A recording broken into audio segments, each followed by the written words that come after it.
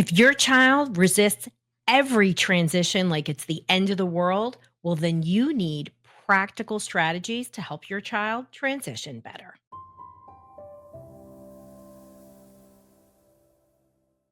Hi, I'm Dr. Roseann, and I make calming dysregulation easy. And we are diving into a topic that everybody wants to talk to me about, and that's how to help my kid better transition. And, kids of all ages, young children, school age kids, adolescents, even college kids, some kids struggle with moving from one activity to another. And why? Sometimes they have sensory needs, sometimes they have anxiety. A lot of kids face anticipatory anxiety before they start a task.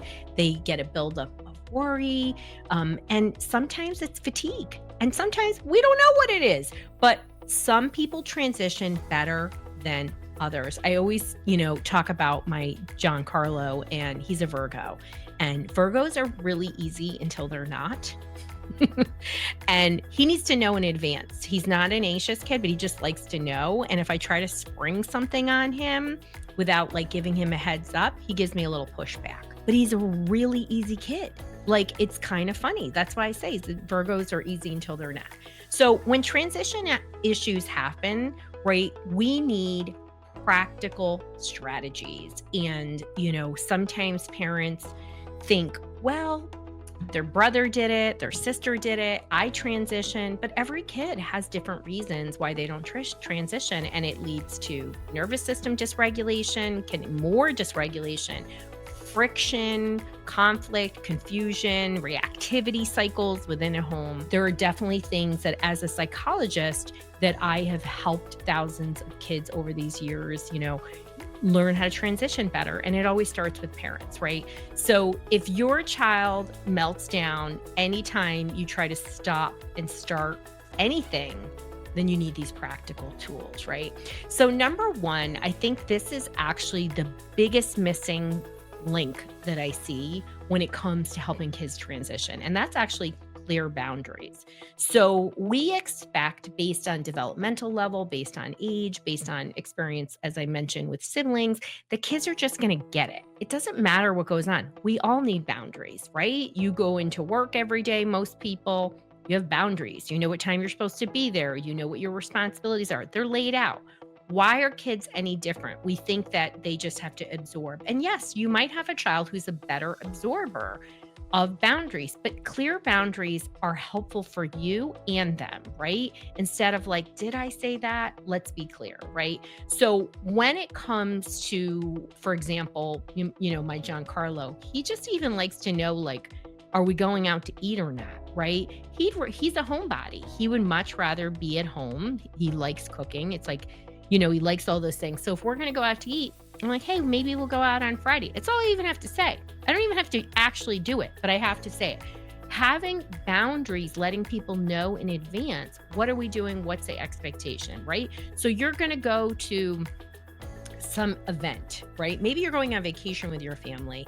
We've learned that all-inclusive vacations benefit the Hodges because my kids eat extraordinary amounts of food. But let's say you're going on vacation and your kids have an expectation that they can order whatever they want. They can have soda, they can have dessert, whatever it is.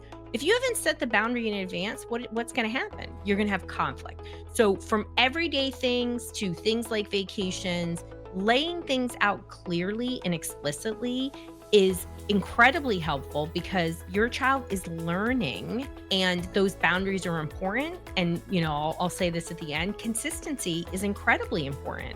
If you lay a boundary like, oh, if you don't get off this by this time, you don't finish this up by this time, and then you don't follow through on your consequences, your child is going to constantly push the boundary because you're not holding to the boundaries, right? So don't come in with empty threats. Be clear about what the parameters are before the task, right? And we can talk about what happens when the task isn't going the way that you think it should. We always want to have time warnings. So if you have a kid that doesn't have a sense of time, my other child, time is a foreign concept. In our house, we call it max time, right? And I will often say to him when something is really important and critical that he be in a timely manner, I'll say it has to be on mom time, not max time. Now, I reserve these for very important things.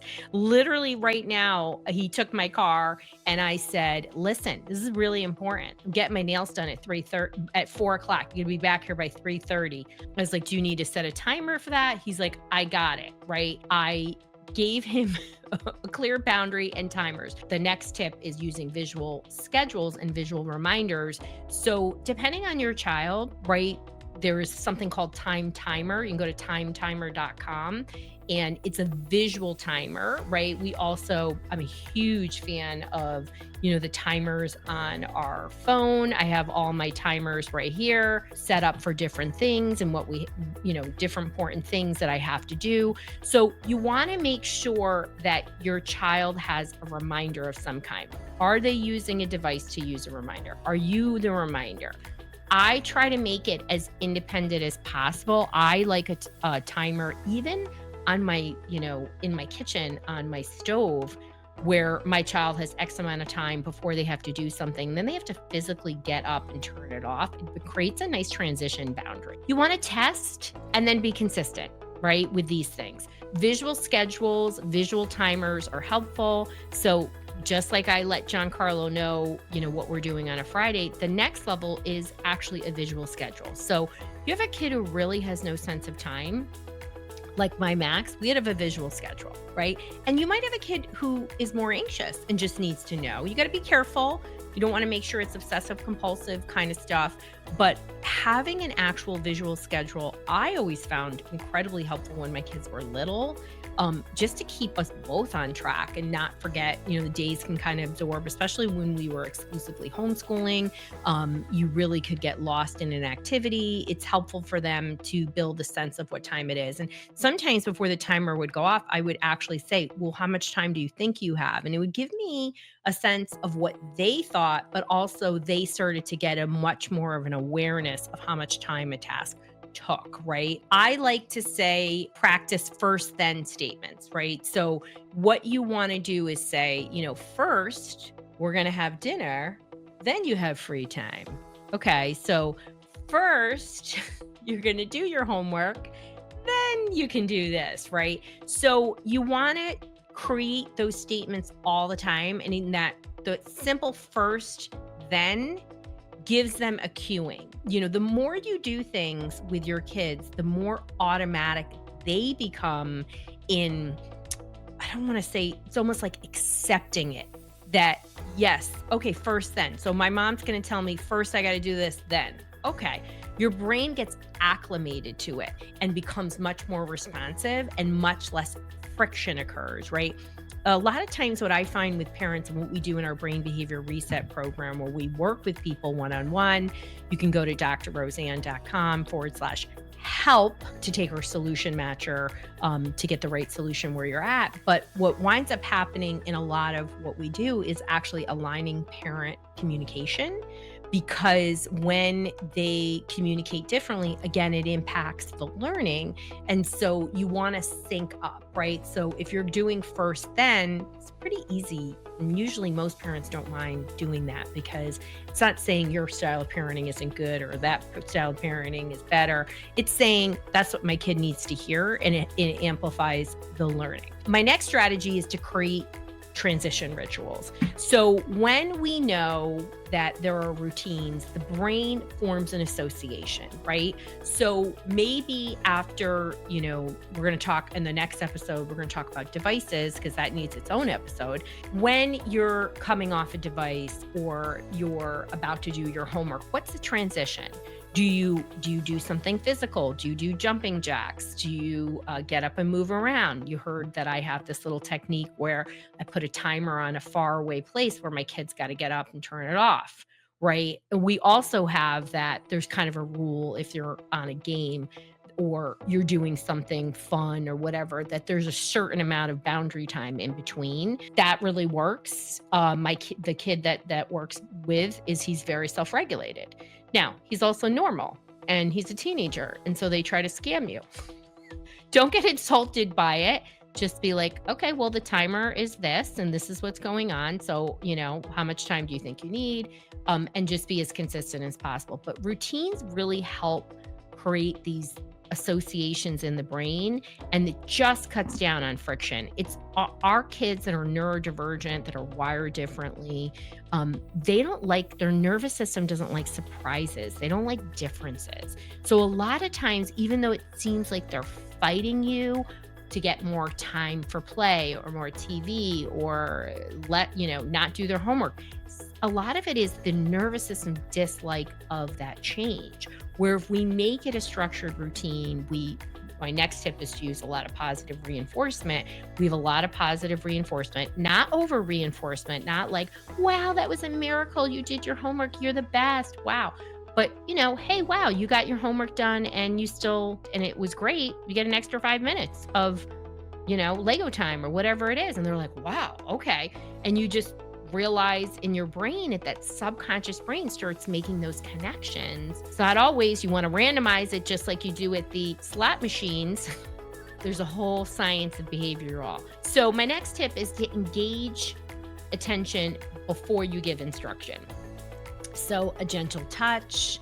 Hey, Harper, I'm going to give you instructions in 3 minutes. Are you ready for me? Giving your kids that cueing that's gentle, that's not abrasive.